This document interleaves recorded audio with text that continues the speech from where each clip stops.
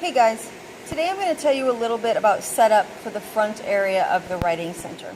It's going to be very similar to the back in terms of setup, but there are a few major things that you need to sort of be aware of.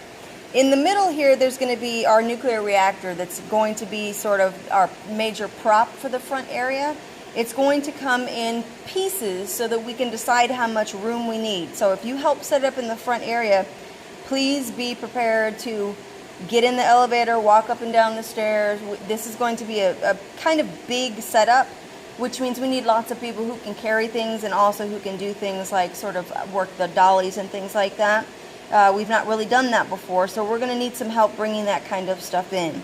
The other major exception is we're going to have last year where the captives were. This is essentially where the captives have their cages last year underneath the student use computers. This time you're going to see that change that's sort of right to the left. They're going to follow almost the same path in terms of where the visitors are going to come in, but there's these two different additions. So last time we had hanging bags and those formed our walls. This year in the front area we're going to be stacking boxes, okay? So there are two different types.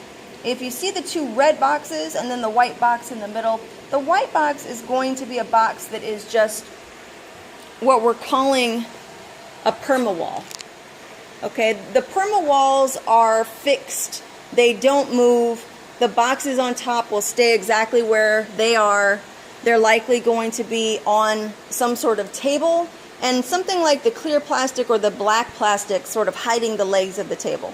But these are going to be fixed and immovable. They're permanent. But to the side, we're going to have these really cool collapse walls.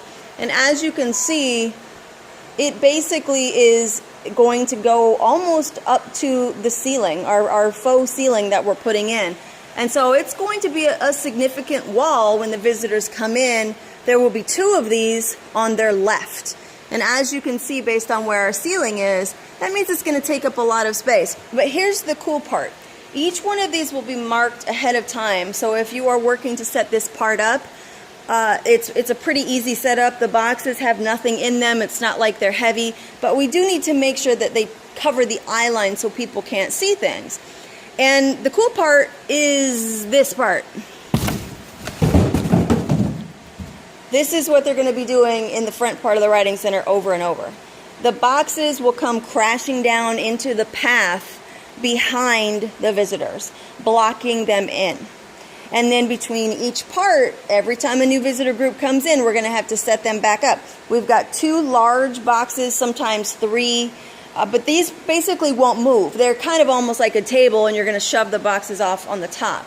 If you're working the front area, if you're a paranormal, you may be helping with the collapse walls, or if you're a person in black. Okay, so you may be physically assigned to this area just to make sure that the timing happens over and over in the way that they want. And otherwise in the front area, it's just like the back area. It's the hooks, it's the fish wire, everything measured ahead of time. The lights are going to look very similar, and the ceiling is going to be similar also with our faux ceiling, okay? So the biggest change this year is just stacking and restacking those boxes. It's going to take some time, but I think it's going to be a really, really cool effect that we've never done before, and I think it's really going to scare the heck out of our visitors. Thanks, guys.